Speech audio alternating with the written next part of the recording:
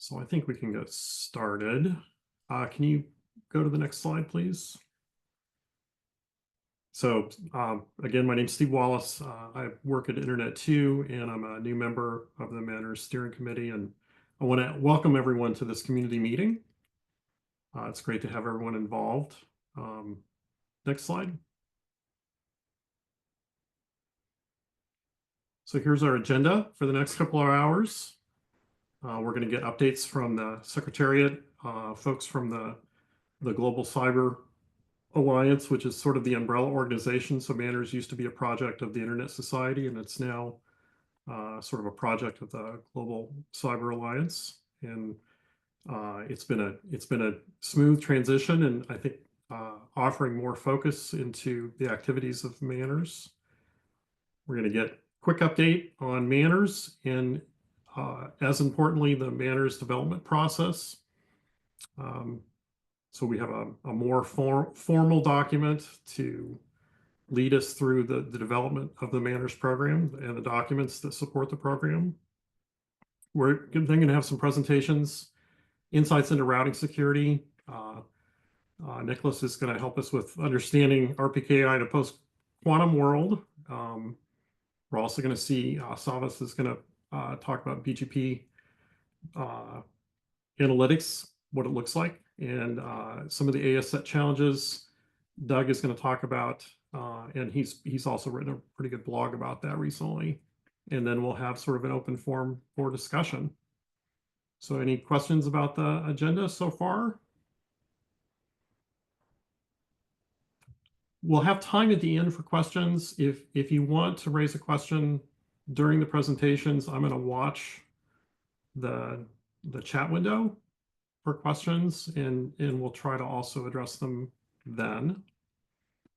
And without further ado, Alejandro, do you want to start on your update? Yeah, sure. So thanks everybody, and thanks Steve for the introduction. This is a quick update on the numbers around MANRS, different metrics and different indicators, so that you are aware of our collective work, how it's working, how the results we're getting as a community. So, well, the first figure we want to share is the number of participants. It keeps on growing. We at this moment we have, well, this is from end of April, so we still have to get the results for May, but we have a bit more than 1,200 participants. In the last meeting that was in November, we had close to 1,200. So if we take this growth from the last meeting to now, the last time we met to now, it's plus 3.4%. And if we take one whole year in perspective, it's about 11%. So if you see the chart, well, of course, network operators is the biggest group. We have CDN and cloud. It's growing slowly, but still growing. IXPs, we had 5 new members since we last met, which is great news. And the vendors, equipment vendors, are starting the original 6 number. But as you can see in the chart, growth is kind of constant. Well, it's family grows, which is good news. But more or less, we are growing at a bit over 10% a year. But I'm sure we can do more. That's like organic growth. Some months you see some peaks. It goes up and down. It depends very much on the auditing process, and sometimes some operators, they get stuck with some actions, and then that delays the process. But even if you see some little bumps every now and then, the trend is more or less constant. And the idea is to make it grow. To grow it bigger and bigger, and for that we need you to help us. It's a community effort, and I'd like you to spread the word among your clients, among your peers, talk with others. In some cases, we were talking about that in the morning for me in the East session. That sometimes some people, they do follow the actions, but they don't adhere to MANRS. They don't do it publicly. So that's still something that, if you're aware of that, or if you're one of those, it'll be interesting to show your pride in the community and in the initiative, like Steve is doing, with the MANRS T-shirt and MANRS logo and all that. That's a good way also of giving example, of the value of the initiative. So the idea is we're gonna send reminders, as you have seen in the newsletter and all that. Every now and then we'll ask you to please spread the word about clients and peers, yeah, among the peers and clients, because yes, as we say, good routing security can only be achieved collectively. Yes, it's a community. This is why we call community. So in terms of the state of routing security as a whole, you know that we have the observatory where we have some metrics, and then we can see how global scale, yeah, beyond the MANRS participants, you can see how some key indicators are showing. Yeah, this is the it's in the observatory. You have a link there for those. I guess most of you use it, but well, if not, I will. There's a link there. We will share the slides after this.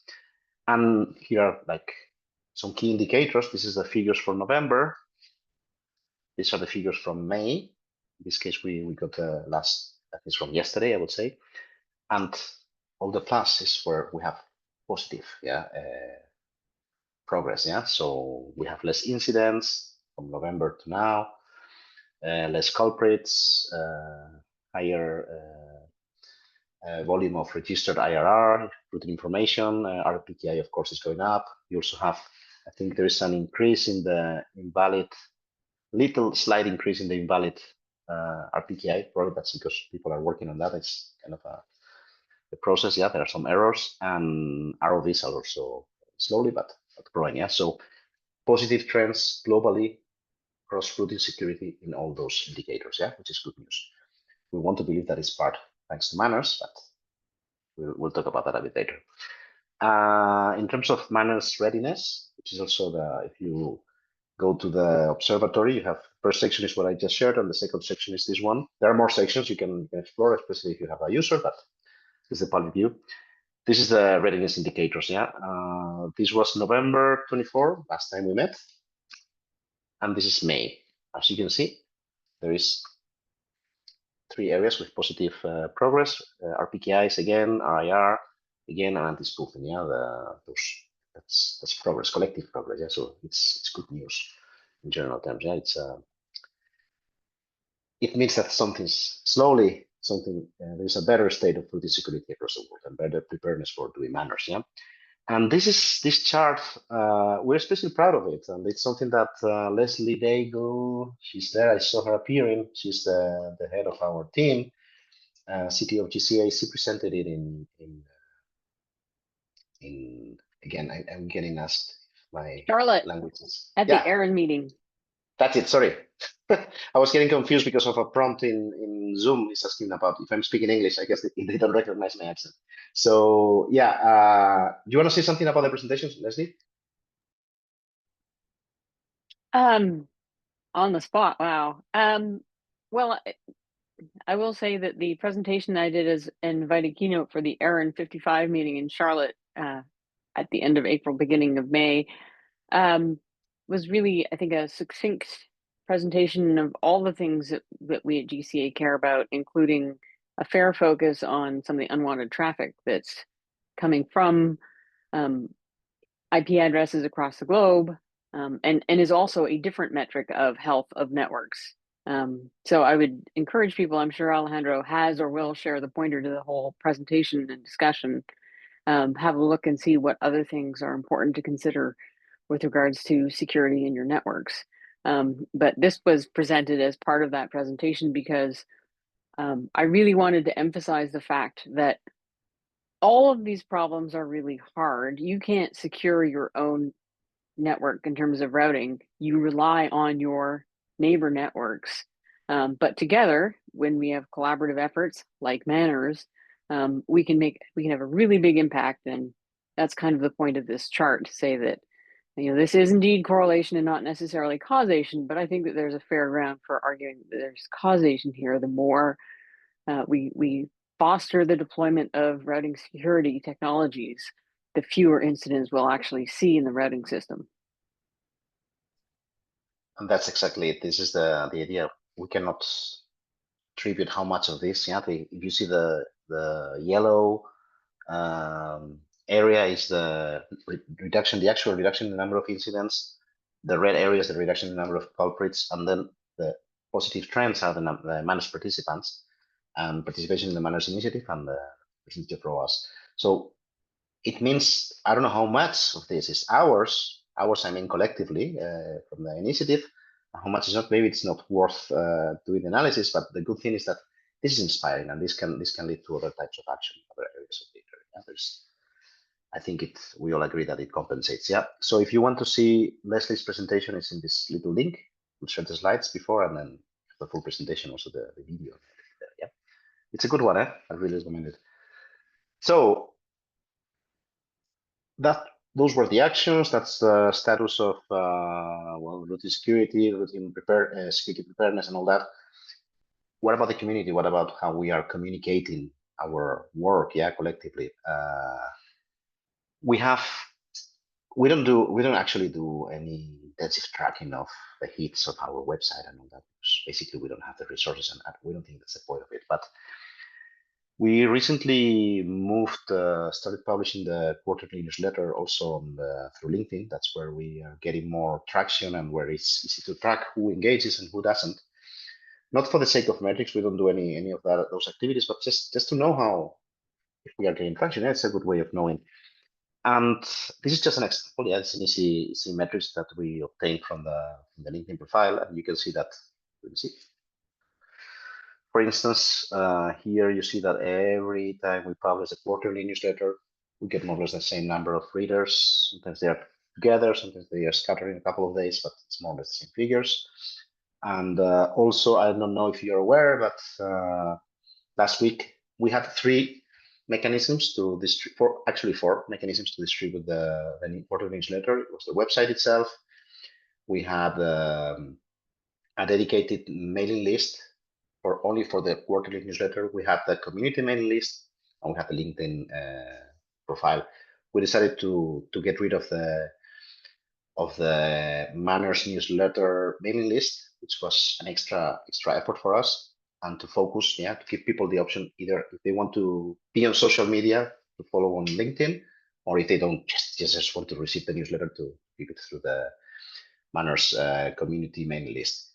But the thing is that when we announced that, we got a peak in the number of followers, like 30 new followers, or close to 30 new followers on that very same day, when we said, hey, we're closing the MailChimp MANRS newsletter MANRS newsletter mailing list, and then we got a peak in the number of followers. Yeah, this is very interesting. It means that we are being listened, and it means that the publications, people want to stay up to date, and that's something that reinforces the sense of a community that we need to build. This is in terms of, I don't know if there's a question. Yeah. Sorry. Exactly. It was a mail distribution list, not a mail discussion. And it's, sorry, I was trying not to interrupt, but since I've interrupted, it's not that we're trying to take away a discussion opportunity. It's that it was only doing broadcast, and therefore was separate from the mailing lists that are maintained for community discussion. And that was the big change. And actually, the mailing list, we're encouraging people to join, even if they're not direct participants in the initiative. Yeah. So here you have the links again. You can just join us. So the thing is that LinkedIn, here you see those with the underline are all links. So you can, through here, you can start following if you feel like following the social media, but also you can access the mailing list, or you can also activate debates and conversations. So for us, LinkedIn is an easy way to keep track of our growth and the impact of our messages. Yeah. For instance, the number of followers in 1 year, we've moved to 2,700 to 3,200, which is plus 19%. So it grows, it's growing even more than the participants themselves. The impact of the newsletter, if you put in the last year, we've had 3,102 views of the newsletter. So that's good impact. And of which more than a half of it has been in the last since November, yes, which is also good news. It means that we're raising interest. Yeah, we are getting more readers, and they are reading what we are publishing. Yeah, but LinkedIn is only one platform. Yeah, we also are present in Blue Sky. That's new, but we have close to 100 followers there. We also are present in Facebook. Facebook is, in some countries, it's very important, so we publish things there. Kudos to Megan. I don't know if Megan is there, but she does an amazing work in terms of every new announcement, she distributes it through all the platforms. We have X, over 4,000 followers, and YouTube. That's the channel, Steve, where it's gonna be presented later on. Yeah, we upload all the webinars, all the presentations we do. They are uploaded to the MANRS, to the MANRS YouTube channel. Yeah, with about 700. No, 700, I'm exaggerating, 626 subscribers. We also have the blog. If you have any contents, any research, anything you would like to share with the community, contact us. We are always open and happy to receive submissions. They don't need to be in English, so if you want to publish in Portuguese, in Spanish, in French, send them to us. We'll take care of that. Yeah, actually, we're planning to publish something in Spanish soon. We have the quarterly newsletter, and as we were saying, the MANRS community mailing list. Yeah, if you are a MANRS participant, you get access directly to that. But you can also access from outside the list of participants. If you are somebody who is interested in routing security in general, or you have something to contribute, just join and you will access the conversations and also the archives. As I said, the MANRS newsletter was closed. We gave the people the two options, either to follow it through the mailing list or just to join LinkedIn. So people didn't want to have LinkedIn, so they always have the other option. And in general, as I said before, be active, send us stuff, contribute, read. That's what we want. Yeah, it's a community effort, so it has to be the voice of all of us. So finally, in terms of outreach, this is a summary for 2024. It was a busy year. This was the first year where GCA took over the Secretariat function of MANRS from ISOC. We organized 2 community meetings, same as we're going to organize this year. We always do one in May, one in November. The one for November is on the 12th of November. We always do 2 sessions for each community meeting, one for the Eastern Hemisphere, which was in my morning, I'm coming from Europe, and the other one in the Western Hemisphere, which is this one now. Yeah. The steering committee also met regularly, 5 times last year. There is a link. You can see the minutes of those meetings. We held one election process. We visited collectively as a community, sometimes directly, sometimes virtually, sometimes through steering committee members. We visited 18 countries. That's where all the RII regions were covered. So we covered basically, as you can see in the map, most of the world, and we were present in the apricot, LACNIC, NANOC, RIPE, yeah, but also in regional groups like AFPIF in Africa, EACO in Eastern Africa, GEAND, which is an academic network, TFC, IETF, IGF, MOG. Yeah. So very active. And here you have a link to the report from last year, yeah, from our activities. And 2025 has also been busy. We've had one meeting, which is this one. We've also organized in February 2 webinars to cover the MDP, and we're going to speak about that later. We will have one election process later in the year. We have visited already 8 countries from 4 RIR regions. I think the only region that is missing is Afrinic. Yeah, we haven't been to any African. We haven't spoken any African country yet. It will come. And we've been in the agenda of Apricot, of ARIN, of LACNIC, NANOC, of RIPE, and also were events like Georgia Tech, ENISA, standardization conference of ENISA in Brussels, EU Cybernet, which is a group of European experts supported by the European Commission, IETF, MMNOC, which is in Myanmar. So as you can see, a lot of activities. And yeah, again, we need your help. This is a community effort.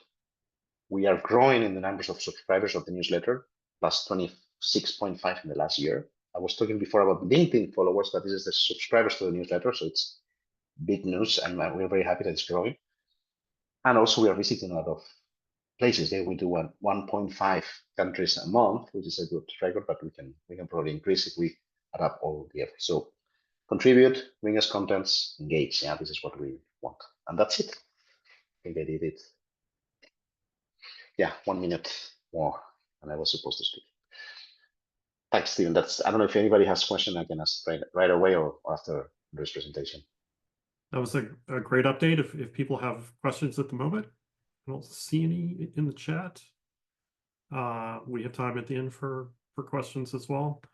Andre, are you ready to tell us about the MANRS development process progress? Yes, thank you, Steve. So my name is Andrei Rybachevsky. Like Alejandra, I'm part of the MANRS Secretariat. I'll be talking about some recent developments. Let me share the slides first and see if you see them well. Looks Okay, good. great. So I'll be talking about some recent developments in MANRS, and specifically focusing on the way we develop, adopt, and maintain MANRS documents. So it's more about process, so it's maybe not that operational, but I think the opportunities this new development so far are significant. So as you may know, if you follow MANRS, this MANRS development process was discussed and was adopted. It was ratified on the 4th of April this year. And it talks about the documents. And as you know, MANRS has basically based on two pillars. One is the community of committed operators that subscribe to the MANRS mission and adhere and commit demonstratively to the MANRS actions. But the second part is the baseline, which is defined through the documents that I show on the slide. And in particular, MANRS actions, as you know, there are 4 programs for network operators, IXPs, CDN and cloud providers, and vendors, equipment vendors. But also we have Charter, the governing document for the whole community, for the whole effort. Those what we call in terms of the MDP normative documents, they are mandatory requirements for the MANRS participants. There are also other type of documents that was developed by the MANRS community, such as a network implementation guide, IXP implementation guide, and some common raw management requirements for the operators of RPKI services that was also developed by one of the working groups. So those informational documents are also important, play important role in the MANRS ecosystem. The thing is that while all these documents were developed in the open, inclusive, and pretty transparent way, for each of those documents and for creation of each of the programs, a task force was formed, and really the actions were created by the community, not sort of imposed by the Secretariat. Unfortunately, this is not well documented. So if a casual reader comes to the MANRS website and sees those actions, probably he or she cannot conclude how and who developed those documents and what is the credibility of those actions.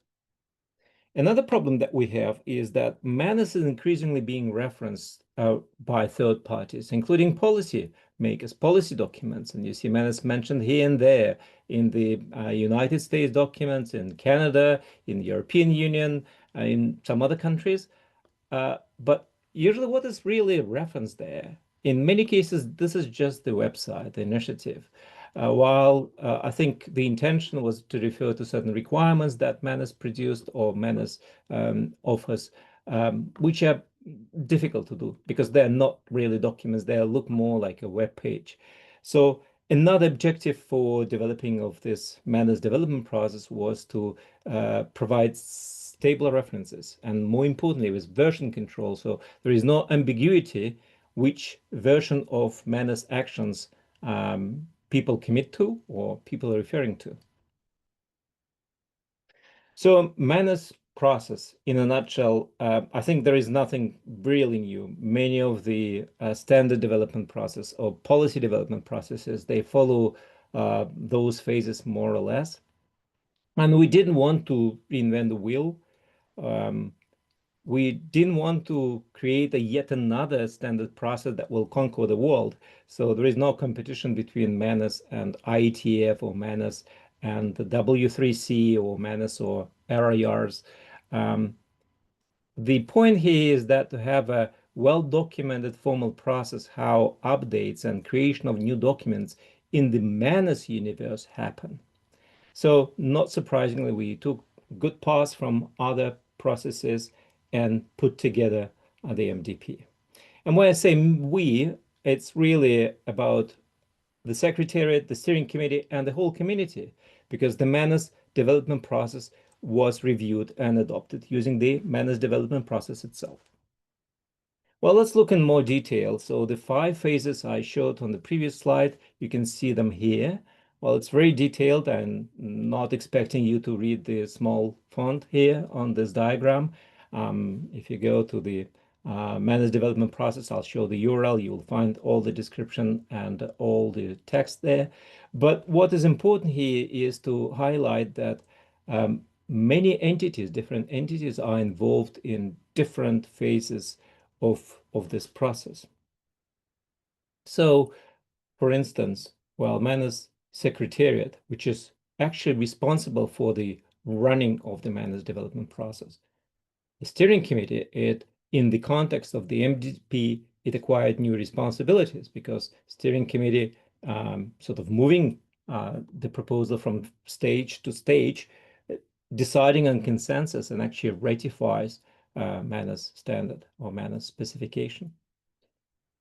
What you could also notice that there is two different sort of, ellipses for MANRS participants that really approve the standards and MANRS community that develop the standard. And those are two different things, and I'll show you in more detail when we go through the phases.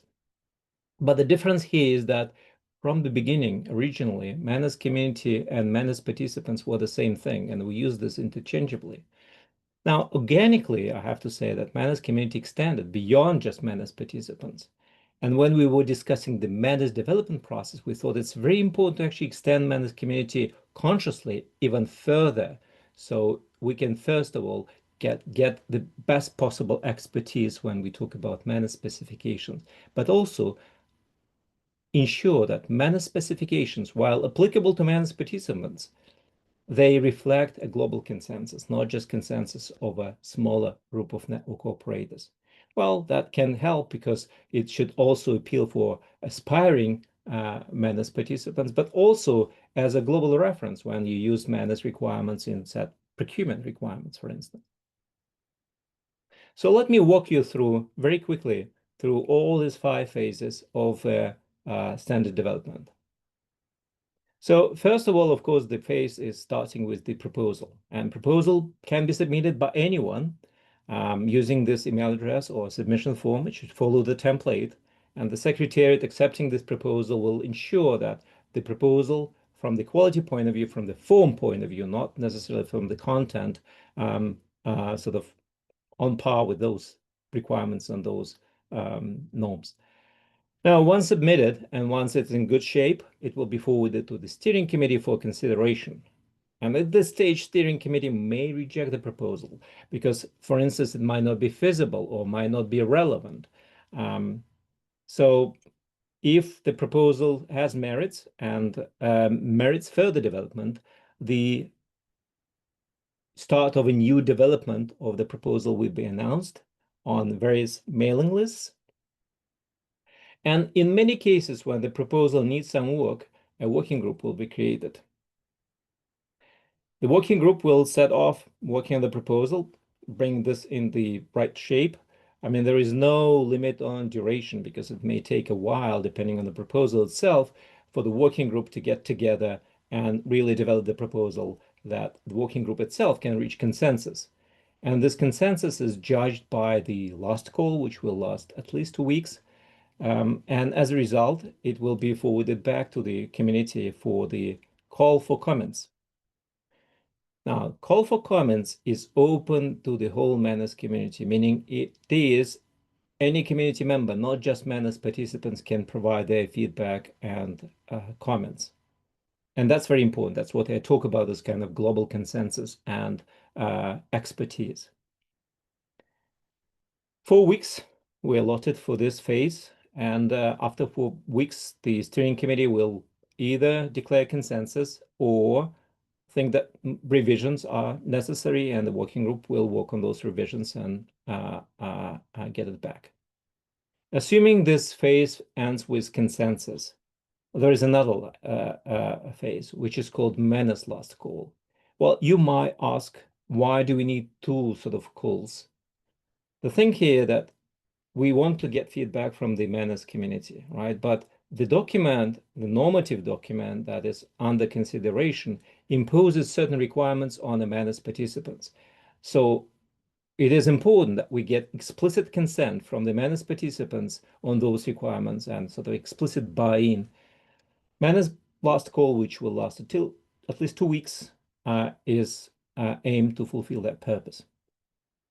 Assuming the MANRS last call ends with consensus, we move into the last stage of ratification and approval. Now, proposal can be rejected. Well, in fact, it can be rejected at any stage if we see this as a dead end and it doesn't go anywhere. But ratification can basically result into, or that phase can result into two decisions: reject or approve. Once approved, it will be published. It will be published, announced on MANRS participants, MANRS community mailing list, on our website, on social media. I mentioned that one of the goals is to establish a document series with proper numbering, with version control, and stable references. And here are some rules. So a proposal, when you look at the name of the document, you'll see whether it's a proposal or a proof specification. You can also see the version of that specification. There are some special cases that were considered. One is what we call MDP light, and this is a MDP without workgroup formation. So in some cases, the proposal can be so well formed that it doesn't merit creation of a working group and spending more time, increasing the time for the whole development. The MDP itself was the example, because the steering committee and the secretariat worked a lot on developing this proposal and bring this to the good shape so it can be sent to the community for its review. So that's the MDP light, and it shortens the development cycle quite significantly. Now, amendments of the MDP itself, the MDP was used, as I said, the MDP proposal was used itself to approve, to discuss, approve, and adopt the MDP itself. And so the amendments to the MDP will follow the same process. There might be technical and editorial errata. So here we decide to follow the IETF process, and ISG role will be taken by the steering committee. The only difference here is that, as you probably know, in RFCs, you have to really apply errata on the specification to get the final result. Here we suggest that specification itself is corrected with errata once errata is adopted. So you can read the specification. That will be the final text that you should apply or should meet the requirements of. Now, as I said, the MANRS development process was ratified on the 4th of April. It is accessible on this URL, and you can see it has its name. It's #1 document. It's normative, it's approved, and you can read it in more detail. Now, I mentioned that it opens opportunities, and indeed, I think some of the MANRS documents that are quite old haven't been reviewed for quite a while. And also people approaching us and asking, hey, I have this suggestion or I have that suggestion. How can we do this? And we don't have a good process for that. All the processes were sort of ad hoc. And for creation of a new program, that's a very heavy thing. So we probably, we were okay with using this ad hoc process for just any revision. I think having one process that is well documented, transparent, is the desirable outcome. So now that we have this process in place, what is on our plate? Now let's look at the network operators' actions. And here I'm not suggesting that necessarily needs to be done, but I'm just giving you a sense of sort of the scope of the work, or the work that might emerge using the MDP as a facilitator for this review. Now, one of the things is that while MANRS is promoting RPKI technologies, RPKI-based technologies, and actually having been praised for promoting RPKI, our little secret is that RPKI is not mandatory in MANRS actions. So probably with this rate of RPKI adoption, I think it's safe, and probably we should consider making those requirements more mandatory or more stronger. So, for instance, in MANRS Action 1, maybe we could explicitly require ROV. RPKI is not mandatory. Maybe we should mandate registering ROA for MANRS participants. On the chart to the right, you can see the sort of pie chart of readiness of MANRS participants as far as RPKI ROA registrations are concerned. You can see that majority have all their announcements properly registered in RPKI system. but there is a quite significant part of participants, 16%, that haven't even started using RPKI. You see this kind of 0%. So we need to think while implementing this stuff, while adopting this, how should we grandparent the existing members? How should the adoption, the deployment process of this new version happen? Should we split? Should MANRS participants refer to specific version of the MANRS actions, or should we allow some grace period for the MANRS participants to bring their, backyard in order? As you also may know, there was some great work done by the MANRS Plus working group. The outcome of this work is MANRS Plus control matrix, which you can find on the website. I mean, it's referenced here in the slide deck as well. And the purpose of the MANRS Plus control matrix is to raise the bar. It actually sets quite higher, stronger requirements for network operators. But maybe we can consider taking some of those requirements and incorporating in the base MANRS, in the MANRS baseline, I mean, raising the bar a little bit. Such things as BGP session protection are very important. And as we know, not everyone does that. Some of the BGP ports, listeners or speakers are open for attack. PLOP technique, more elaborate audit requirements. And maybe we can even think of incorporating some of the sort of, practices from the initiatives like spoof traffic traceback. Those are just ideas and suggestions, and again, not to discuss here necessarily, but just to give you a sense that the scope of this work. If we look at IXPs, there's some work in the IXP community also to strengthen the validation process. For instance, require using the authoritative IRRs and not every IRR on the world when performing validation. Here I put a sort of, not a standard, but a validation process that is used by many IXPs. And in particular, this is process implemented in the IXP Manager, a software that is used by many smaller, maybe, IXPs. So maybe it makes sense to standardize or recommend a certain process for IXPs to follow. So there is more predictability for IXP members when they join. What is the outcome of this validation process and how they should prepare and what data and what documentation that should have in place. Now, well, I talked about the MANRS ecosystem in the context of the MDP, but I would like to come back to this because another document that is up for review is the charter. It was up for review for some time because, for instance, we have to change the Secretariat from the Internet Society to Global Cyber Alliance, but we didn't go there because we didn't have a process. That's one thing. Another thing is that as MANRS developed, the reality, the ecosystem has changed quite significantly, and that needs to be reflected in the charter. For instance, one of the things, just to name one, is the differences between the MANRS community and MANRS participants. Now, charter uses this interchangeably, but the reality is not. And we want to emphasize this, and we want to have different entities for those titles. So that is what's coming next. And I have to tell, the steering committee and the Secretariat are working on the proposal for the updates to the charter. And we'll use the MDP, of course, to bring community together and review the charter and adopt the necessary changes. Just to give you a sense, and this is really preview, there will be more detailed communicated to the MANRS community and MANRS participants about that. Those are the entities I mentioned in the previous diagram, and they all have different roles and different expectations and different responsibilities. So this is not really a racy table, right? But this gives you an idea of different roles and responsibilities those entities play. For instance, in terms of MANRS standard development process that I just described, the GCA as a secretariat, steering committee, participants, and community, they all have different roles, and those roles need to be documented. Well, the same applies to other things such as MANRS activities. Who is involved, who is actively involved, who is steering those activities, who is providing secretarial support for those activities, as well as strategy, business development, and operational and technical aspect of MANRS operation.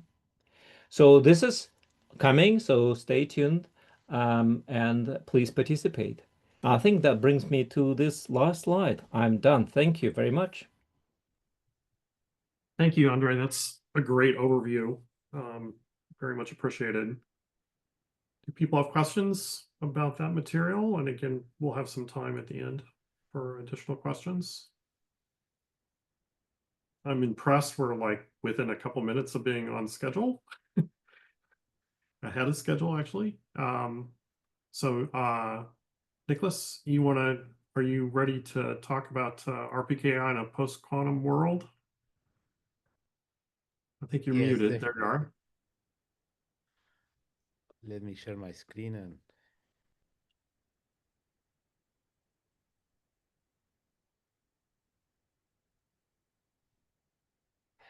okay, should I start?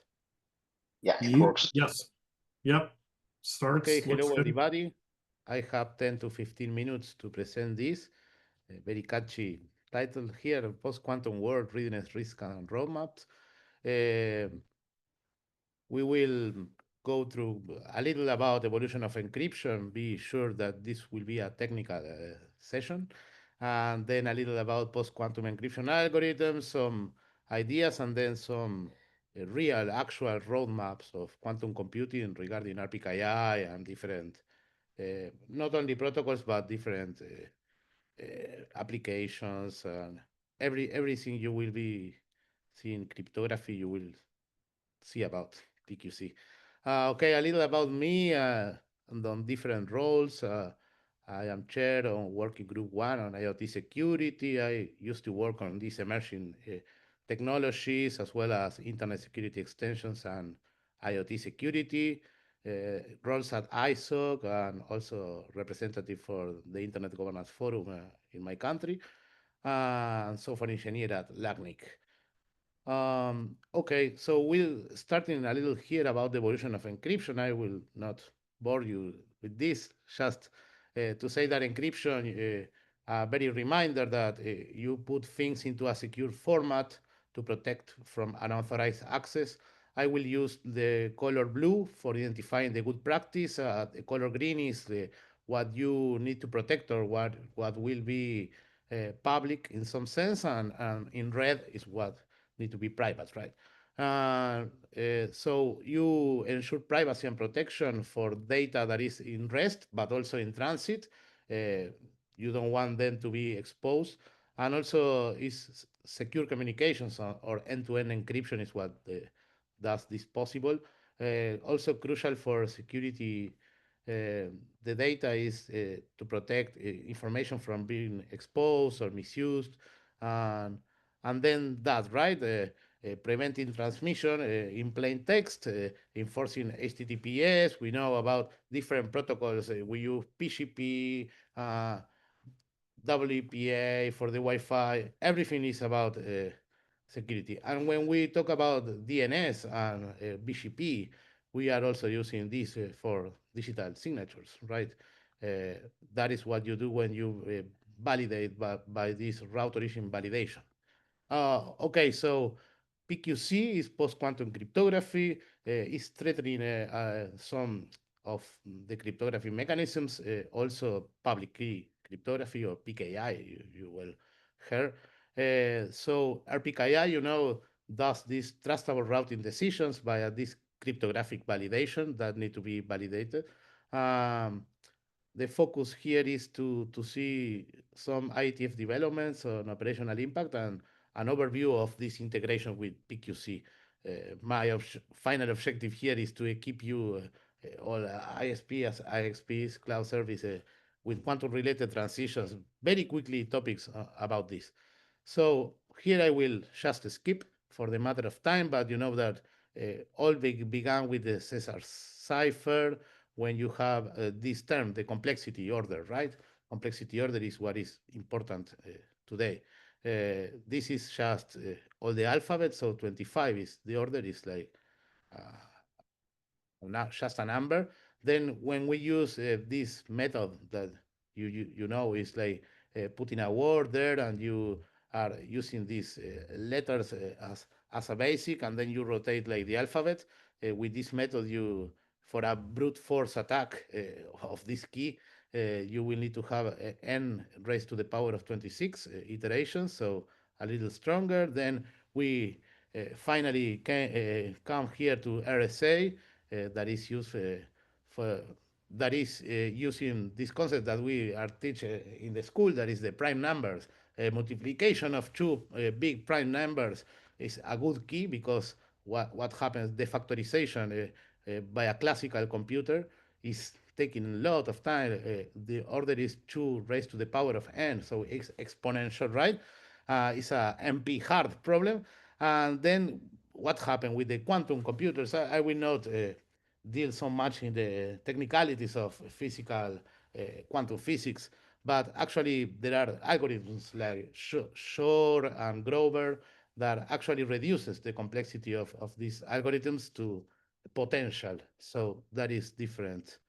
Then you have this AES algorithm, like when Alice and Bob need to agree on a key that is widely used in WhatsApp, Signal, we use in TLS 1.3.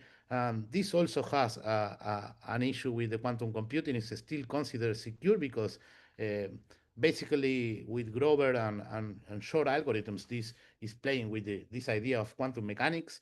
But at the end, is like you have the half of the key. If you are using 256 AES, for example, with a quantum computer, it's like breaking AES 128. So it reduces a lot, and it's actually a problem if you think in new technologies that we are seeing about quantum annealing and different semiconductors that works on current temperature. These kind of things will change all our paradigms. So here we are on quantum computing and in the era, or RPKI in the era of quantum.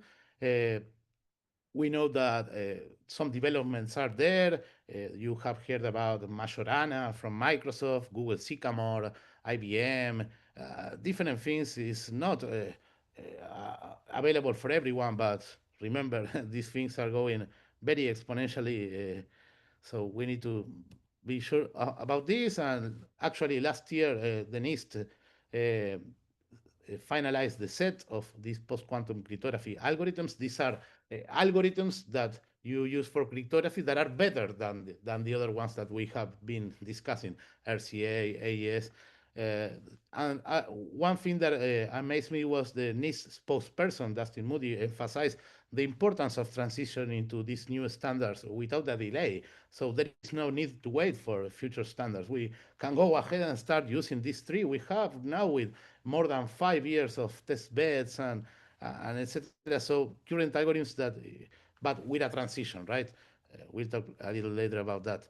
So this is not like the situation we are having, obviously, because this technology keeps time and the developments as well, but it's a warning. So these are the three algorithms proposed by NIST are already being integrated in IATF. We will see in the next 2 minutes about that. Kyber, Dilithium, and Sphinx Plus. Some are for digital signatures, others are for other things. You will have another one that is HQC that was added this year in 2025 to diversify the foundations, because these are lattice-based algorithms. Here is a very overview of this. It's not more on prime numbers. Now we are using multidimensional matrices that are called lattices that are exceptionally difficult to solve for quantum computers. They are designed for being extremely hard for quantum computers. And actually, yes, the order is better than the ones that we have before. It's 2 raised to the power of n multiplied by logarithm of n. So just mathematics here, but believe it's stronger. And there is an issue with the this is the formula. If you are very curious, it's a matrix multiplication plus an error. That is from learning with errors. That was a similar approach in classical algorithms we are using here, and it introduced the hardness of the problem. So here is also a very overview you will have at the presentation when Alice wants to communicate with Bo, what they need to do, and actually what you know how RPKI works. You have the RIRs, and You have different, if there is delegated mode, for example, in Brazil, you will have your own RPKI by itself for saying, and then you have the information published at the repository, and the validators take the information, and you can have routing validation at your network as well. This prevents prefix hijacks. You have also ASPA very soon in RPKI to solve ASPAT hijacking. That is the other part that RPKI route origin doesn't solve. So you know how RPKI used, and what are the what is the roadmap for including PQC? Well, there is an issue with the ROA size under certificates. Crystal lithium and this kind of technology uses larger keys, but it's not a problem because they are optimized. And now also we have some test beds when using EDNS 0, I think the extensions. It's a similar thing in DNSSEC. And there are proofs that say that this will not be a problem. Also, you have fast verification compared to other PQC algorithms the lithium offers. And so the situation in the images will not be real. That is my thing, because some thought that, oh, okay, we are using PQC algorithms now, but if you want to send a WhatsApp and it's post-quantum encrypted, this will take some seconds. But, well, it's not like that. Infrastructure is prepared for these larger keys. We have had some. And what's happening at the IETF? Well, the IETF has made significant approaches. Two acronyms you will have into account are PQUIP, that is the working group working on post-quantum using protocols, and the post-quantum cryptography migration use cases document is a very good one. You will be seeing movements in TLS, IPSEC-ME, and COSE mailing list, also at LAMPS working group that defines the X509 certificates that are used on RPKI, right? And different working groups working on adopting, and also there is a draft for PQC certificate support that include these hybrid options, because you need to be with the old technology and the new one living. And CyberOps is already looking forward to a hybrid solution with ECDSA and the lithium. So that is all from my part. I think it's a lot of technical, I know, but for sure you will get a little of news about this. And there is also a roadmap here I put at the end that is on the middle of 2020. It means like this year there are some test beds happening, I think. And then on 2030, something like 5 years from now, I think we will be seeing first production examples of the use of this technology in RPKI. In case you have questions, I think for the matter of time, you can send me an email. I'm very glad to respond. Thank you, Tony, Nicholas. back to you. Oh, that was excellent. Okay, so Savas, are you? Yes. Oh, perfect. Okay, all right. So you're gonna tell us about critical infrastructure. Great. So let me quickly share my screen.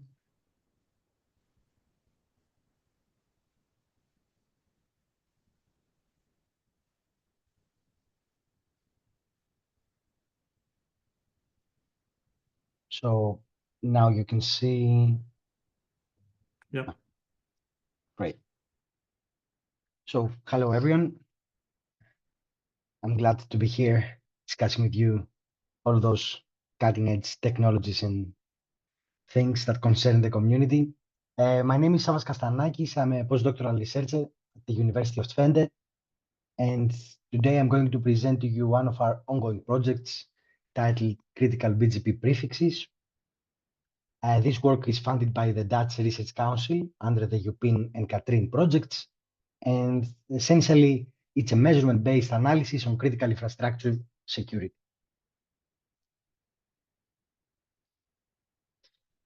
So I started my postdoctoral journey in October 2024 in the University of Twente. And you know, one of the first things that a researcher does is study the literature, see what is actually going on over the last few weeks and months. And so 1 month before I started my postdoctoral journey, this roadmap was published by the Biden-Harris administration, and it's a roadmap to enhance internet routing security. But unfortunately, a few weeks later, this roadmap was brought down, and this correlates with a change in administration. When Trump got into the administration, this document was brought down.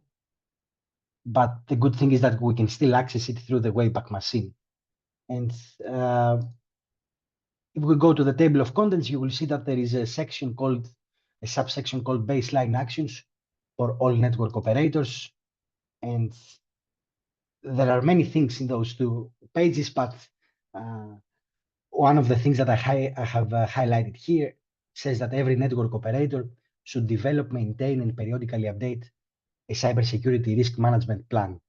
Now, all these bullets below essentially say, know your assets, which mainly are the prefixes that an autonomous system owns, know your peers, know how the peers use BGP, be able to estimate the impact of potential attack vectors on your assets, and of course, prioritize ROA signing, but also deploy ROV.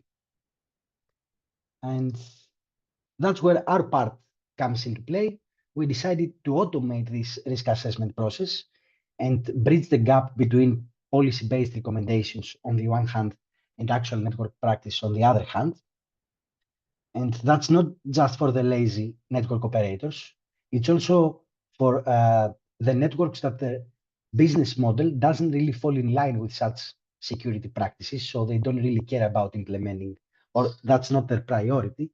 So we decided to incentivize those by implementing an open source toolbox, a BGP-based risk assessment toolbox, which, again, on the one hand, can help policymakers and network operators devise their own strategies, but we are researchers, so such a tool can help us drive a series of studies exploring BGP security. This is how the toolbox looks like so far. So when we were envisioning this toolbox, we said that we want to take a set of prefixes as input, and then we want to do some magic and provide a report on the network and security hygiene of those prefixes and also the owners of those prefixes. So we took a set of state-of-the-art publicly available tools. We're using the RipeStat API for visibility and profiling. We're using MaxMind for geolocation, BGP Stream, Routinator, Rovista, CADA, Encrypt. And since we are not network operators, that means that we do not own our own prefixes. So we wanted to carefully select some input and evaluate our toolbox on that specific input. And it would be great if that it would somehow was depicting real world scenarios and datasets. So we decided to go with a critical infrastructure sectors use case, which is a very well defined term. But if you discuss about what people think critical infrastructure is, depending on their jobs, you are going to get a heavily variant response.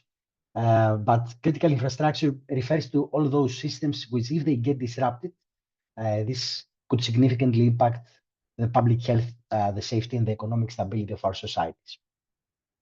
And some examples are the defense and national security sector, power grids, food and grocery, banking and finance, education, communications, and others. And such sectors rely on protocols, heavily interconnected protocols and systems like BGP and DNS. And you can understand that failures in such systems could also propagate globally and cripple critical online services. Let me mute my phone really. Now, in this study, we only consider the internet-facing part of critical infrastructure. We do not do any measurements on the core infrastructure. For example, we study online banking portals, tax filing systems, and energy usage dashboards, but we do not actually measure SCADA or ICS systems or the traffic light control network or the information systems of hospitals. And sometimes studying the internet-facing part is enough, because you can understand that if the online part of a banking organization is down, then also the core infrastructure is affected. But if the online, the internet-facing part of a power grid is down, then this probably doesn't affect or shouldn't be affecting the power grid itself. So at best, it can be an indicator of the security posture of the power grid. But it's also a plan of future work to focus on the core infrastructure, and we believe that's going to be a far more interesting study, but we needed to start from somewhere. And this is our measurement-based approach. So you can see on the right the toolbox that I described earlier, and on the top left part of this slide, you can see that we start from the purple box, which is what we call critical infrastructure domains. So we use two datasets from hardenized.com and from basisbevelking.nl, which I'm going to describe later on. And these domains correspond to critical infrastructure sectors. Now we resolve those domain names to the A and Quad A records, and we essentially get the IPv4 and IPv6 addresses in our hands. And if we have the IP addresses in our hands, we can cover them to the respective IP prefixes and also to the owners of those prefixes.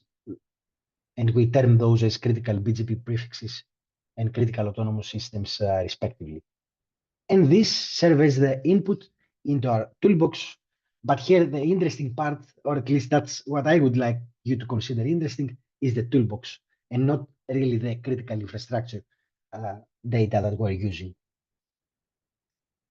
Now, regarding this input, most probably you cannot really identify what it says on the left, but there are all sorts of categories like municipalities, healthcare, safety regions, political parties, government, education, ministries, and all of those categories fall into the critical infrastructure sectors I described earlier. Now, this dataset is an initiative by the Internet Cleanup Foundation, which assesses and reports on the digital security of Dutch organizations. But in order for us to do our project, we only consider the domain names. We don't really care about the monitoring and the measurements they do. We just take the input, which is the domain names. And in a similar approach, we are using the hardenized.com dataset. On the left, you can see that there are some dashboards per country. And if you click, for example, on the Switzerland dashboard, again, on the right, you can see categories like education, energy, financial market, fintech, food, and health. And again, all of those fall into the critical infrastructure category. And from those countries, we select Switzerland, Estonia, Lithuania, and Sweden, so that we can somehow focus on European critical infrastructure and test our toolbox on that input. So we have the toolbox, we have the approach and the strategy, and we also have the data. So it's time for some results. Now, what we tried to draw here is the multi-homing adoption of the critical AESs across those 5 European countries. And this multi-homing adoption is depicted by the black line. We also draw the gray line, which is the multi-homing adoption of all publicly available autonomous systems. And we have some good news over here. We're not going to focus on the different patterns, but the good news is that there is not a single black line that starts from 1. And that means that there is not a single critical AES that relies only on a single upstream provider.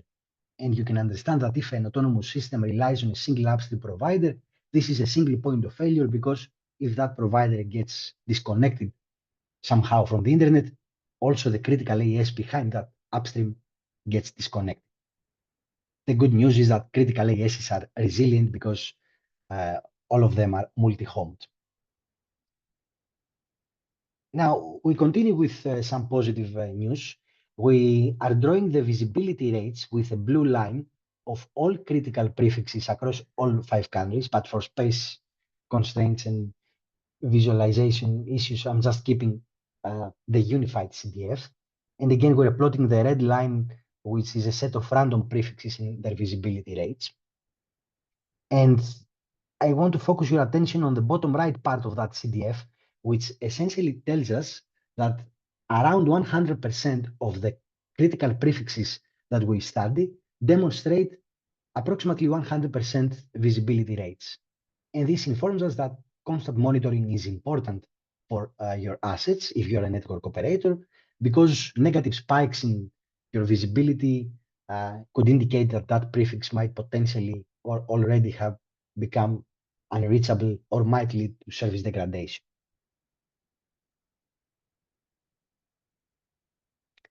Now, this is an interesting result, at least for me. What we try to do here is we try to geolocate critical BGP prefixes. And we don't try to geolocate critical BGP prefixes because we want to actually tell the location, but because we want to study the jurisdictional dependencies that those critical assets have to other countries. And I'm only keeping the Netherlands as an example here, again, for space constraints, but similar patterns apply for the rest of the countries, apart from Sweden, which is very sovereign based on our results.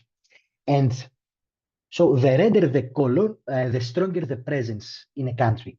And as you can see on the left European map, Dutch critical BGP prefixes have a strong presence in the country of origin, but also on the right part, which is the US map, they also demonstrate a strong presence in the US.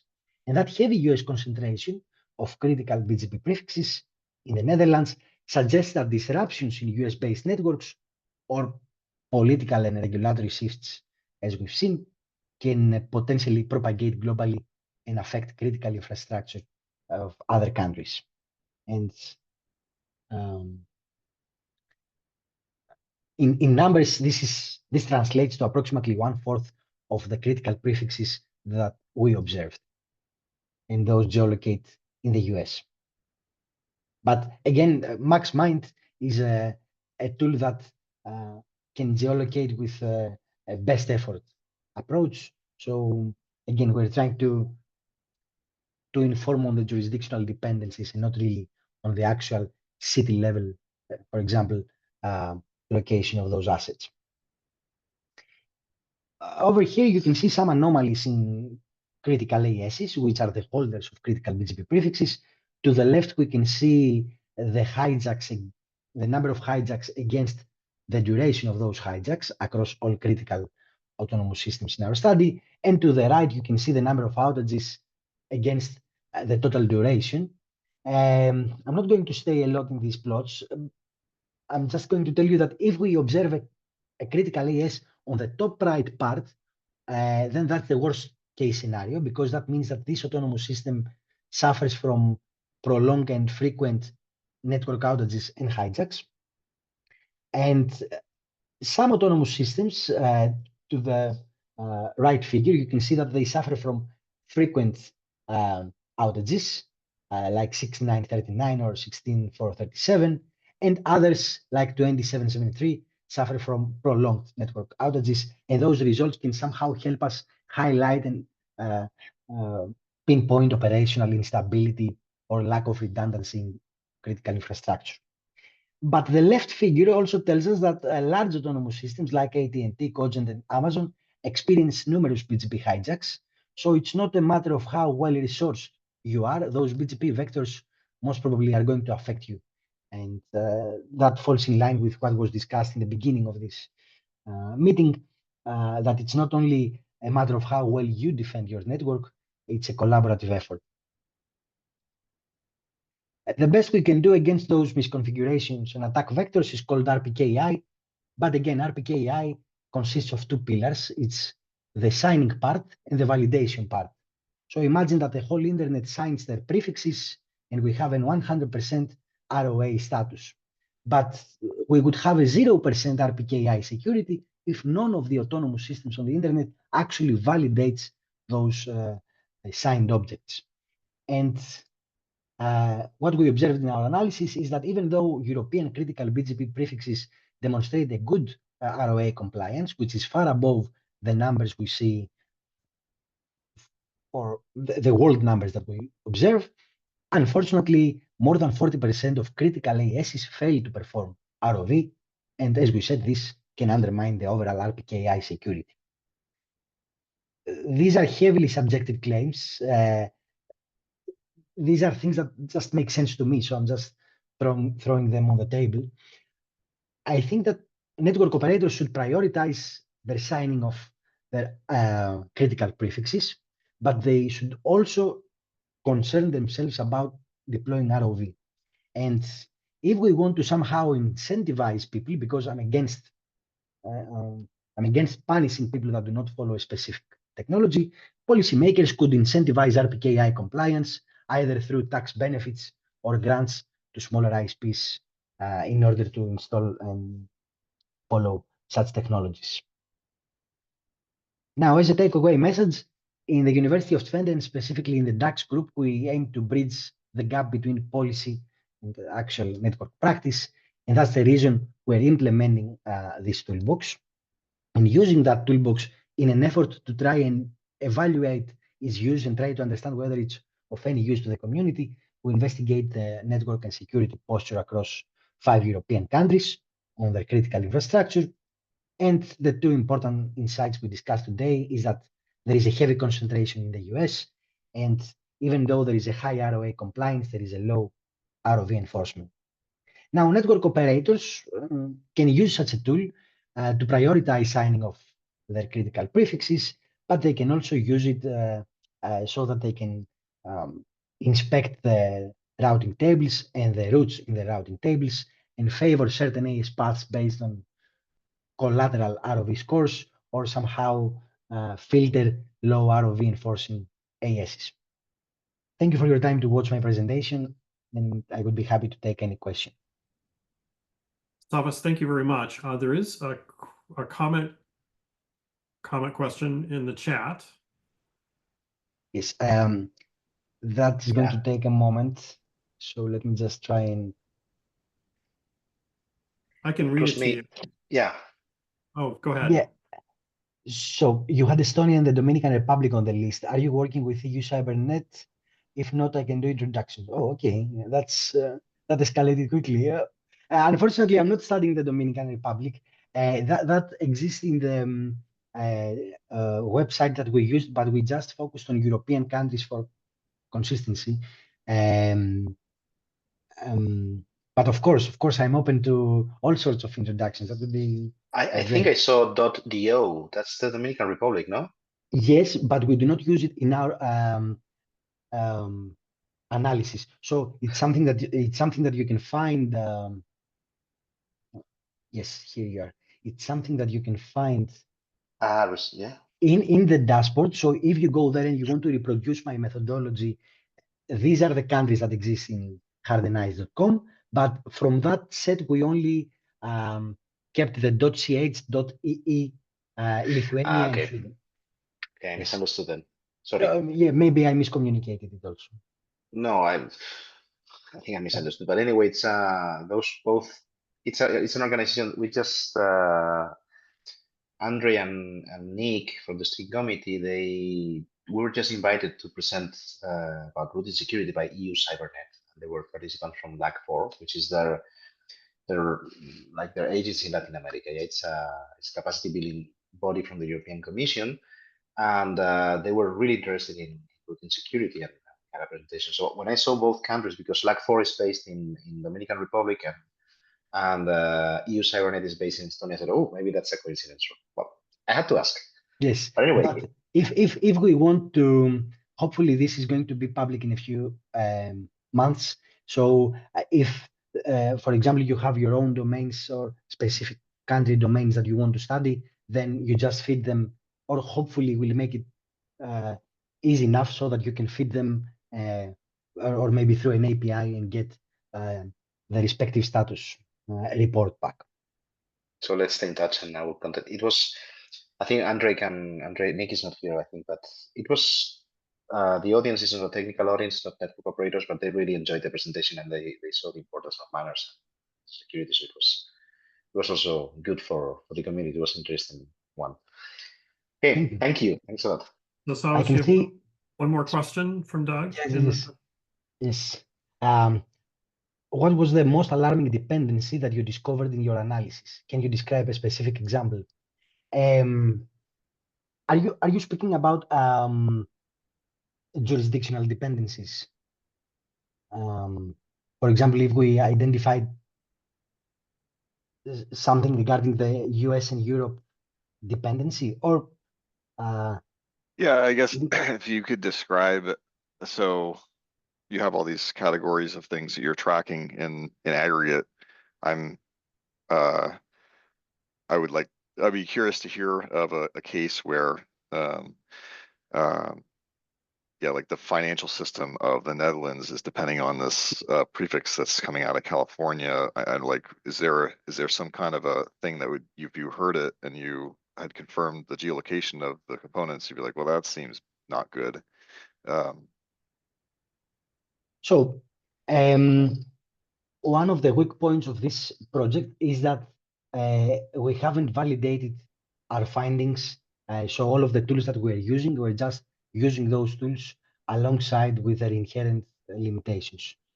So the first thing that needs to be said is that this project lacks validation. But one of the things that I certainly know is around University of Twente. So University of Twente is a research institute, and since I'm working there, I know the systems that are used. So University of Twente uses Outlook and Microsoft OneDrive. So this educational system relies on a US-based application, or an application that somehow falls under US-specific laws. Now, it would be very interesting, I think, to categorize our findings. So if I was a reviewer of this work, I would say that it would be interesting to categorize your findings and say, for example, this is a dependency on the government sector. This is a dependency on financial markets. But hopefully this is going to be another paper. This is solely the introduction of the toolbox.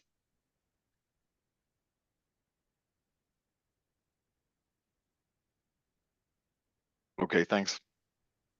Thank you also for your question. Where are IXP in your critical infrastructure? Excellent question. The basisbeveiliging, so we rely on the domain datasets. The best case would be that we derive our own domains on critical infrastructure and then study those. But we rely on domains that others, on datasets that others made. And when we started collecting this data, basisbeveiliging was not collecting IXP domains, but now they do. So if I rerun my whole pipeline with today's data, then IXPs would also be there. But your comment is on point. So yes, we should also include that. Tony, you've got your hand raised. Yeah, thanks for the presentation. You made some reference to percentage of critical ASs doing ROV. I think that's what you said. Yes. So what's the what are the criteria to make it a critical AS? Yes. Just since your qualification. So if we accept that critical BGP prefixes are the IP address ranges that support critical infrastructure, then one can term a critical AS either if it's an intermediate AS in the route towards a critical prefix, or at least in our study, a critical AS is the owner of a critical BGP prefix. Okay. That's what we consider as critical AS. So they're either originating it or it's assigned to the same organization. Exactly. It's either sibling or origin. Okay. Thank you. That makes sense. Yes. Thank you for your comment. Good presentation, Slavis. Thank you. Thank you very much. I should stop sharing my screen now if there are no more questions. And okay, Doug, are you I saw that you're on here now. I am. Do you want to tell us about the AS set challenges? Sure, I've got some slides here that I can run through. Thanks for having me. Our pleasure.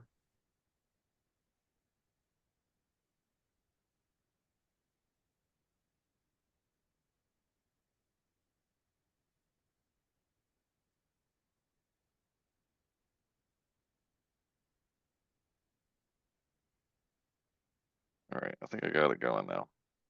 Yep, looks good. Yeah, so this is a presentation I'm going to give NADOG next month, and a blog post I wrote in the past month around AS sets, and specifically around these excessive AS sets, which I don't know, I've been coming across, maybe you have as well over the years, and I thought it'd be worth kind of digging into this a little bit, and then I got some help from some other friends in the community, as you'll mention here. And so in this, this is a talk about AS sets and not a talk about AS sets. So just to like, in all things BGP, there's lots of terminology overloading. We're talking about the IRR AS set thing, not the BGP AS set construct that we see, like the curly braces and AS paths. So just to clarify which AS set term we're referring to, the dash, not the underscore. And so to break into this topic, I can start with a BGP leak because I'm kind of relating this to BGP leaks and how it may exacerbate this problem. So in the blog post, I used a different example. This is one from March last year. There's lots to choose from. So in this case, you had a Russian mobile provider mistakenly propagate about 30,000 routes learned from HKICs through transit providers, Lumen and Relion, mostly Lumen. I did a little, I wrote a little thing about it over a year ago, and it got me thinking at the time. I started to write something back then around how the AS set may have had a role in this exacerbating this leak. So this was just I did a few visualizations, just like a Netflix route that was supposed to just be circulated regionally within Asia. You know, and these leaks, any of these regional routes or routes with restricted propagation, they go global. The leak version goes global because there's nothing to contend with, and that's something that, you know. And these are also often more specifics. I don't know that Netflix caused Netflix any problems, but it's a oops, it's moving on its own. It's a yeah, it's an issue. But anyway, but that's beside the point. This BGP leak took place, and you know, hey, mistakes happen, and since this was an adjacency leak and the origins were intact, you know, ROV can't help. So I, like others in the space, spend a lot of time these days talking about ROV, but this is a case. This is the type of scenario where ROV just isn't going to do anything for us unless there are more specifics. That also is not the case. And so, you know, we can say, hey, at least we got these AS sets to enable transit providers to programmatically build these appropriate allow lists to prevent propagation of leaked routes, right? Again, we're moving without me clicking the thing. And so again, what's our AS sets? As I mentioned a minute ago, we're talking about the minimize this. This is the IRR special database object that allows, you know, it's a kind of like a macro that allows an AS to communicate or allow it to an AS to communicate its routing policy for a group of ASs or other ASs. Oops, sorry, I've got one thing to fix here. It's got an auto advance thing set. Right, and so to build, you use these AS sets to build the prefix allow list. Allow list is not a real term. That's kind of my own terminology here. But you're going to recursively build out all these either from the AS and turn that into a set of prefixes using the route or route 6 for v6, or to expand upon the AS set member of an AS set into its membered ASs. And so it recursively keeps going. And that, you know, can sometimes be a problem. And then this giant prefix list would be, in theory, loaded into a router's running configuration to be applied onto a BGP session to say, these are the prefixes that I should expect to see or I would allow from a customer, so that you could filter anything that wasn't on that list. Yeah, so then the challenges, like a lot of things from this era, there's no inherent quality, integrity, authentication, or authenticity of the controls over the contents of the AS sets. There's no limit to the number of AS members or AS sets that can be included inside of an AS set, and there's no limits on the depth of the resulting recursion. So you can have, and this is what I would argue is why we end up with these like massive AS sets when you take one and try to build it into a prefix list. And so you have this scenario where if a AS set includes another AS set of some of its customers, and those could contain other AS sets, I think you just kind of lose track. I think everybody kind of loses track as far as what's actually contained in these sets, and you have these ridiculously large AS sets that become either unusable, or if they are being used, and they are whitelisting too much and not filtering what they need to. So if we go back to that leak that we talked about, I don't know in that case. I'd have to know, what was the routing policy that like Lumen applied to MTS, which I'm not going to be able to know. But it is interesting though that this is a case where the leaker is also an AS that has a very exhaustive AS set in its that gets used. It expands to 43,000 ASNs that are members of the AS set of MTS. That's about half, or more than half, over half of the ASs in the global routing table. So anybody using that AS set to build an allow list would be creating this massive thing of over 1.4 million prefixes. It's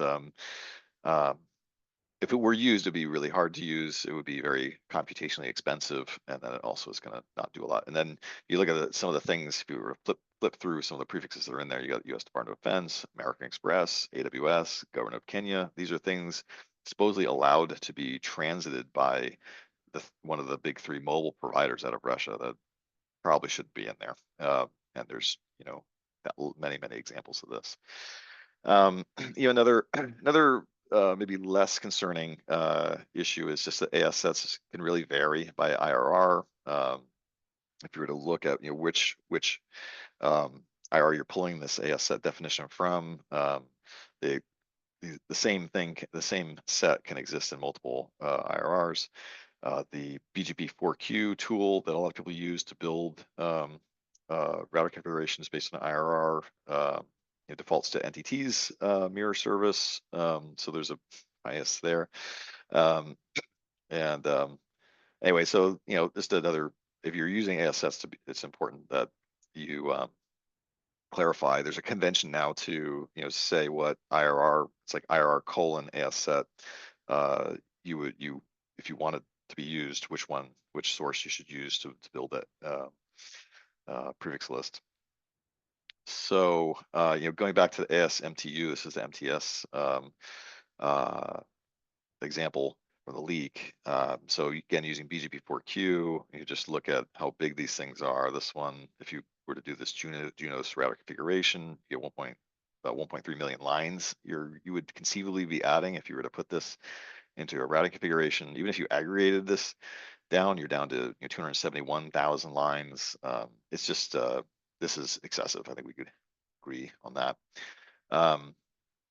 Let's see, and then it's not the war. This isn't alone. There's nor anywhere near the worst.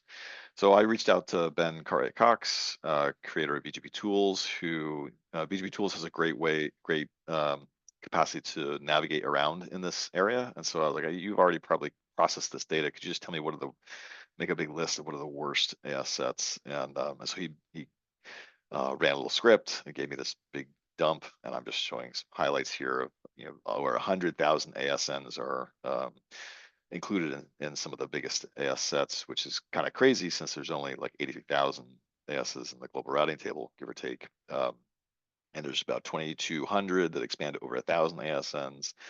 Yeah, it's pretty big. And so then Yeah, if you if you did notice like these, how do these AS sets include 20,000 more ASs that are in than are those in the routing table? I asked Ben that, and he was like, well, let me write another script and we'll drill into it. So we poked around to figure out where does this come from, and so we just took an example of one that was an unrouted AS that appears commonly in AS sets, and we got into this little trip here from starting with AS set ASXUA-UA from RIPE expands to about 90,000 ASNs. So this is a lot. So how does the unrouted ASN wind up in here? Well, it goes through all these different, if you're to follow this chain from top to bottom, you're starting in Ukraine, going to Bulgaria, the Balkan IX, Netherlands IX. The IX ones are kind of an interesting wrinkle because they are essentially being that they serve a different purpose than the transit ASs. So there's a bit of a mixture of when these different ASs get used for different purposes, and then they all inherit each other's contents. So we go Netherlands, Russia, China, South Africa, China again, Russia again, and then we have this AS 201.030 is unrouted AS of Organization of Air Traffic of the Russian Federation. Phew. So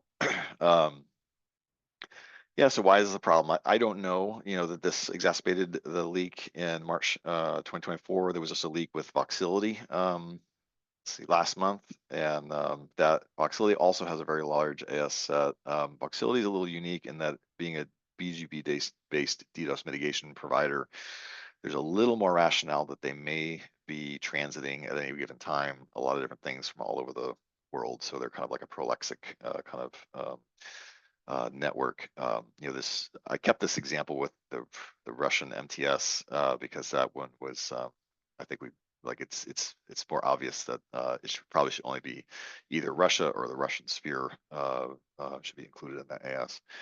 But this the only way we deal with routing security issues is we have to build automation. This can't be a manual process. And so this whole setup is here to try to automate the generation of these allow lists.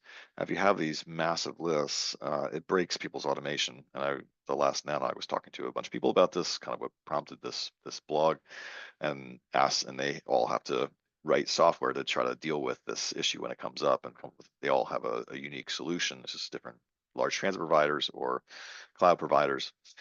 And it defeats the allow list because you've kind of allowed everything, and then then it's just computationally wasteful and expensive. So depending on how often you're uploading this stuff or updating it, you're downloading this new stuff, potentially expanding this AS set into a configuration list, and then applying it to routers, and it's possibly not doing any good. So there's some element of pollution here in this part of the IRR world. So I guess the message here is to have people review any of the AS sets that they define, ensure they contain a minimum number of ASs. If they have ideally they're not including too much AS set recursion. I know that in some transit cases, if you bring in a customer and they have their own customers, then there's some recursion that's required to build an effective allow list there. But like I said, I feel like that's where we lose track of where what are the contents. We end up with these million line AS sets. So let's see. I mentioned the naming conclusion. So hopefully one day this is a system that we will that we'll move away from, and we'll have higher quality things, this in-band signaling. So this is the roles field that would help alleviate a bunch of different scenarios. Routing leaks, ASPA would help. There's also some other works in progress, such as signed prefix lists that oops, who knows when that's going to be. And Yeah, otherwise, there's a lack of, this is a course tool, and it'd be better if we could use some more modern tools to, replace our existing reliance on IR-based set filtering. But, all right, so, oops, and some thanks. Tony's on the call, I saw. Thanks, Tony, for some input on this blog post. And then, yeah, I can answer some questions. And Doug, you've already got a question Okay. in the comment, in the chat. Did it in chat. All right.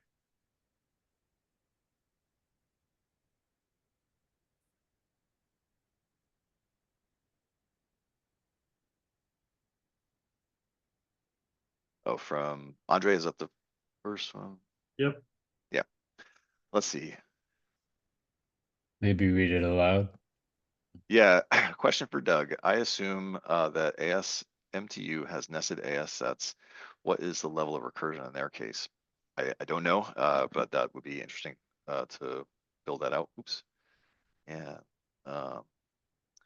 Would it make sense as a safeguard to include a reasonable limit, say 2, when expanding, if you looked at what real life depth of a customer cone would be?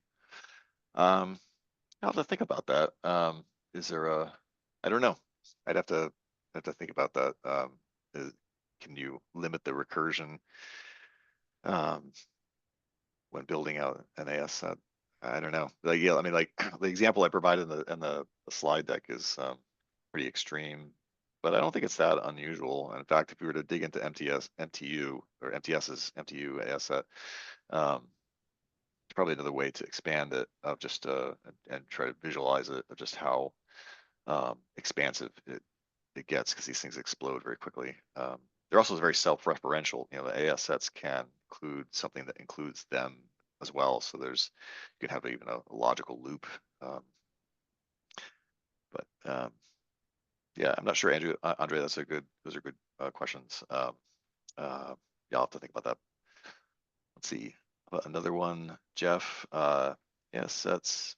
Oh, try to start reading it. There we go. AS sets created in the IRR, not necessarily used for route filtering or settlement-free peers or transit customers. If you looked at these huge AS sets to determine if they are actually used for any purpose, are they, for example, listed in PeeringDB as the AS set that should be used for the network? Yeah, it would be good to cross-reference like that big list that Ben Cartwright-Cox made, and take that with the list of that is listed in like PeeringDB, and see of the AS sets listed in PeeringDB, which of those, because there's certainly the case that there could be a lot of these that aren't used by anybody. They only live in IRR data and are actually not used operationally. So yeah, that would probably be a good filter to filter that down to figure out which ones are more likely to be used. But that's a good point. Thank you. Let's see. I got one more. Let's see, question. Maybe for AS sets created at RIRs, a good practice could be to limit the maximum number of ASs in an AS set. In LACNIC's case, I think you have a limit in the quantity of AS members in an AS set, but we'll check. I think that could be a solution to avoid big AS sets. Possibly. I guess I'm hesitant to suggest a limit because I don't know what are all the possible scenarios out there, but like if you have no limit, then someone makes something that's very large. That's where we're at right now.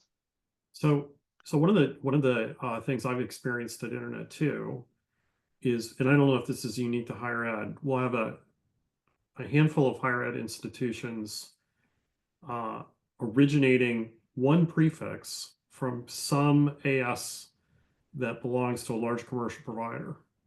And so really all they need is whoever's doing upstream filtering to permit that one prefix. But what happens, of course, is that gets expanded into all the possible valid routes originating from that prefix as recorded in the IRR. And so we'll have one AS in the AS set that'll expand to some huge number of prefixes. And that is a problem. Yeah, I feel like I remember. I don't know if it was Cloudflare. Yeah, there was a leak in the past where the leaker did transit. Maybe it was main one out of Nigeria. There was one where they did legitimately transit like one prefix or two prefixes from the cloud provider and included the AS set of the cloud provider in their AS as a member of their AS set. But that whitelisted then 1,000 prefixes when only a 2 or so were the ones that, you know, there wasn't a way to pare that down, or maybe there is by another means. But So, yes, it's true that that happens for Cloudflare now.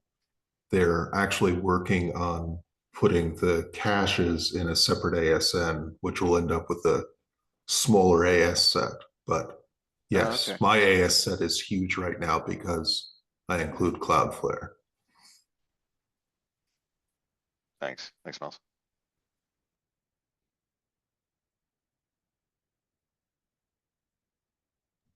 Any more questions for Doug?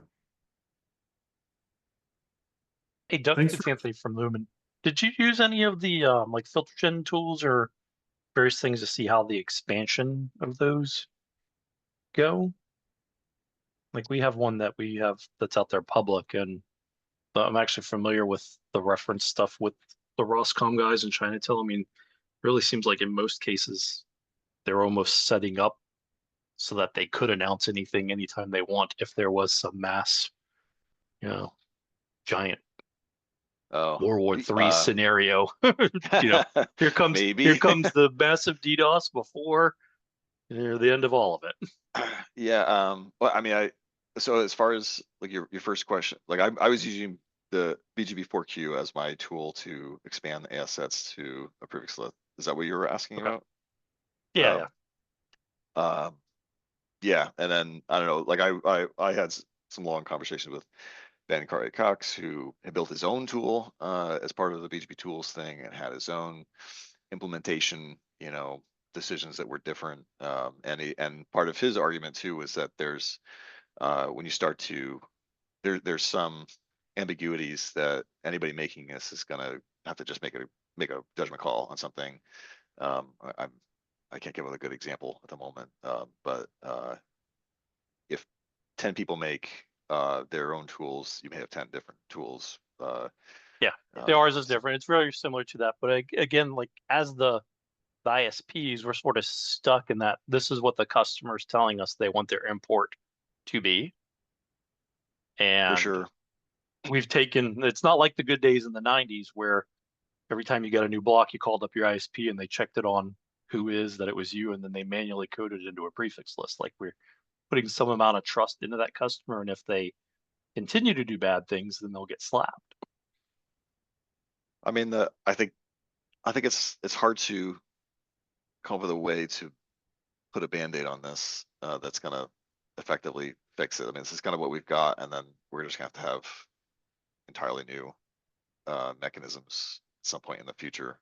But I don't, as you know, according to the from the points I made at the end of this slide deck, like you said, you're going to have a customer that says, "This is my AS set." And you're like, okay, like you're going to have to either use it or not use it or combine it with something else. Like, so you know, what are your options there? But I guess I don't have all the answers here. I think it's just something worth, because this is not going to go away tomorrow. So it's going to be with us for a little while, and I felt like it was worth kind of just highlighting. And like I said, I don't know, maybe other people have come across this, but I was. It's good stuff. It's definitely problems from us and things that even we've had to expand how big, you know, the configs can be, because we are having to write, even after you compress them, 100,000 prefix lists. It's pretty silly. Yeah. Yeah. So I talked to Anish Shah at the last NANOG about this, and he was kind of describing their process. I'm not sure if he's got a threshold or what, but as soon as it starts to get unwieldy, then they have some other thing that they have to then apply additional measures to figure out how to figure out what's the what really would come through this customer or this peer in his case, and then for a Cogent too. I was chatting with him. He's had to develop to deal with this. Good discussion. We're now opening up So- for any kind of discussion. Continue with the questions for Doug or any of the other presenters, or people just want to offer some comments or have related questions.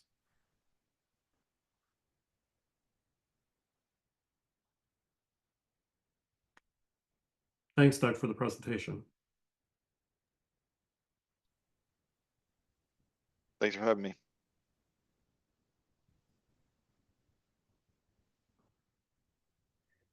So I wonder if anyone thinks that this AS set, you know, it might be a place where MANRS could weigh in with some best practices or guidance or develop something. I don't know what people think about that, since it seems to be outside the scope of like what a standards body would take on, because, you know, for the regular reasons of it takes them too long and it's, you know, maybe overly rigid, but I don't know what people think, if there's any interest in that. Andre, you got your hands raised. Yeah, I don't have a specific opinion on that. But interestingly, there are other aspects of IS that might require some guidance. I had some discussion at RIPE with a few operators that are migrating from just, vanilla IS to hierarchical names of IS, and they were just wondering if there are sort of, some common practices, how you migrate. How you sort of, what is the grace period? How you create the hierarchical, and put the old IS set into it. So maybe sort of we can think about this and look, because the issue might not be just sort of recursion and do not create indefinite recursions, this sort of recommendations, but also other aspects of naming, pairing DB, this kind of stuff, what Jeff also brought up, because the semantic of IS sets is really unclear. And maybe we can get some hints, like through pairing DB or others, that this IS set is really used for building filters for pairing. So in addition to that, I mean, it might be useful. It's good to hear that Cloudflare is working on not using a single origin to represent both the caches that you're going to provide transit to, as well as all their prefixes. So they're not the only one doing this. They're not the only one I've seen. And a best practice that would prevent the prefix list explosion from those things, I would include in that list.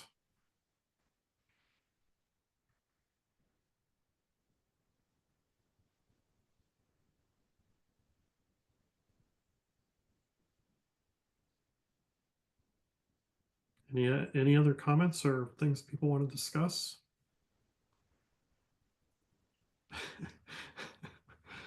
Plugging the MDP, good.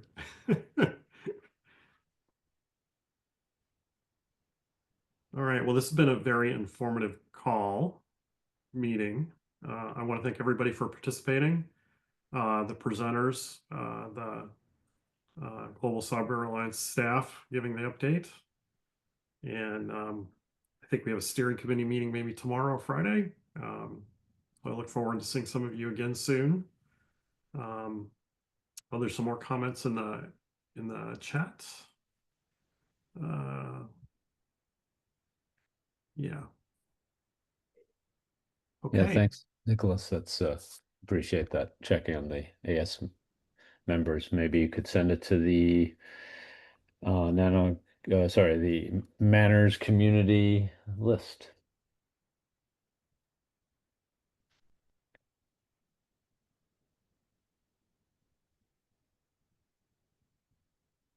Yeah.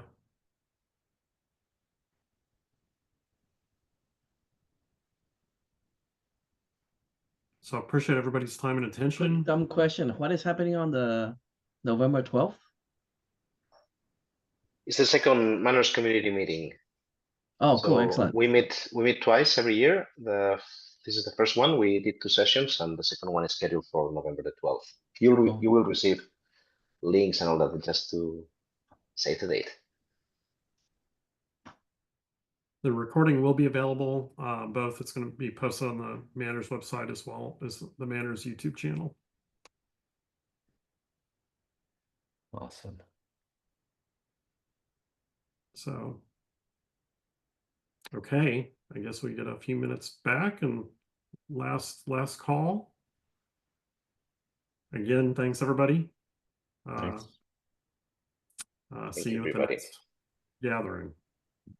Thank Have a good you. one. Ready to close the recording? Yeah. Yep. Okay. Thank you, everybody. Bye, everybody.